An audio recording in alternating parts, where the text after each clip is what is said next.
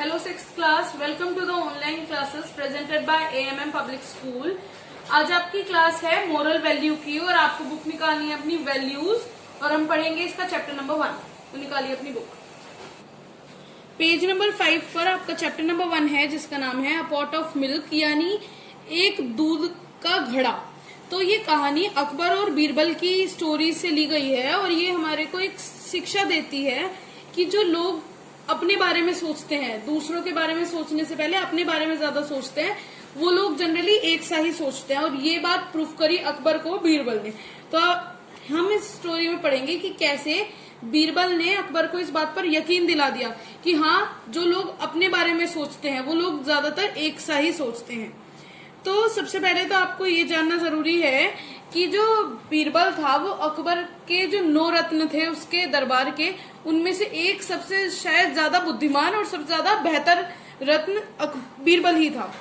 तो इस स्टोरी में बताया गया है कि एक बार अकबर ने बीरबल से कहा कि बीरबल, मैंने सुना है कि जो ज्यादातर लोग होते हैं वो अपना अपना अलग अलग विचार रखते हैं, यानी जो सारे लोग होते हैं वो अलग अलग सोच रखते हैं, अपनी अलग अलग सोचते हैं। तो उसने कहा कि बीरबल, क्या तुम्हें भी यही लगता है, क्या ये सच है? तो बीरबल ने कहा कि महाराज ऐसा है, लेकिन ऐसा हर सिचुएशन में पॉसिबल नहीं है। हो सकता है कुछ सिचुएशन में ऐसा भी होता है कि जो लोग हैं वो एक सा सोचते हैं, क्योंकि एक कहावत ऐसी भी है कि वाइज मैन थिंक अलाइक, यानी जो बुद्धिमान लोग होते हैं वो एक जैसा सोचते हैं।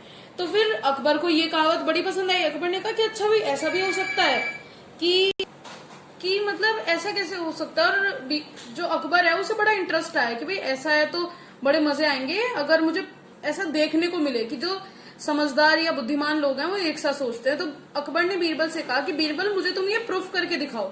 तो बीरबल ने कहा कि भाई महाराज, प्रूफ करने की तो कोई जरूरत है ही नहीं, क्योंकि जो लोग अपने बारे में सोचते हैं, अपने बारे में पहले सोचते हैं, वो उन लोगों के साथ ऐसा ही होता है कि उनकी सोच लगभग एक सी होती है। लेकिन अकबर बीरबल की बात से नहीं माना। अकबर ने उससे कहा कि भाई तुम्हें मुझे ये बात प्रूफ करके दिखानी ही पड़ेगी। तो बीरबल ने कहा चलो ठीक है महाराज।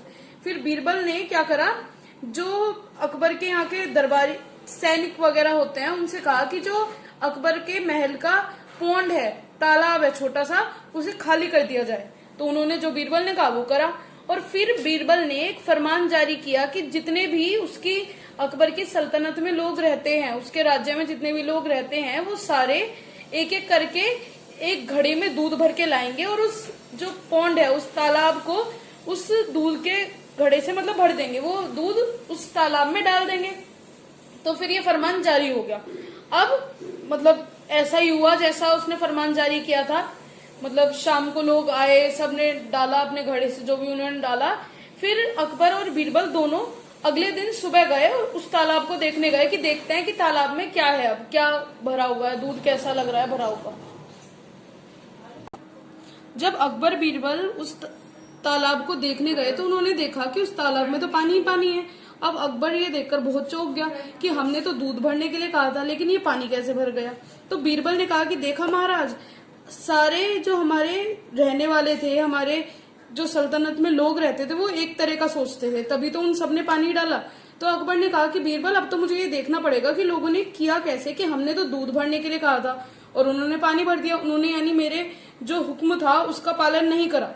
तो बीरबल ने कहा कि चलिए महाराज, इसका भी मेरे पास एक उपाय है। तो उन दोनों ने अपना वेश बदला और वो दोनों वेश बदल के निकल गए अपनी सल्तनत में। अब सल्तनत में जब वो पहुंचे तो वो एक बहुत ही अमीर जो व्यापारी था उसके यहाँ पहुंचे।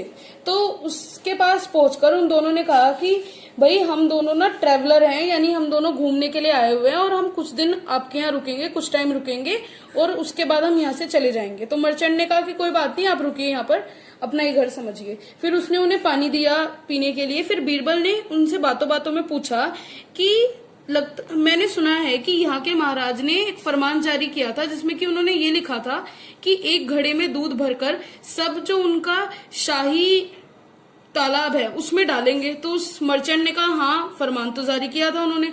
तो बीरबल ने कहा कि हाँ, वैसे तो ये दूध का मतलब वेस्ट ही है, लेकिन फिर भी तब राजा का ऑर्डर है तो ये पालन करा ही होगा सबने। तो फिर वो जो मर्चेंट है वो बोलने लगा कि अरे राजा ऐसे क्या कोई भी ऑर्डर निकालेगा तो क्या हम कुछ भी करेंगे, हम अपना खुद का दिमाग नहीं लगाएंगे क्या? तो फिर बीरबल ने कहा क्या मतलब आपका, मैं समझा नहीं। तो जो मर्चेंट है वो बोला कि उनके पास जाकर बोला कि अच्छा अब जो मैं आपको बताऊंगा वो एक सीक्रेट है, वो एक रहस्य है और वो हम 3 लोगों के बीच में ही रहेगा। उसने मर्चेंट ने कहा कि भाई इतना दूध किसके पास फ्री का है कि कोई वेस्ट करेगा? तो मैंने क्या किया कि इतने सारे लोग तो दूध डाल ही रहे थे, और वैसे भी रात में जब हम घड़ा लेकर जाएंगे तो किसी को क्या पता चलेगा कि उसमें दूध है या पानी है। तो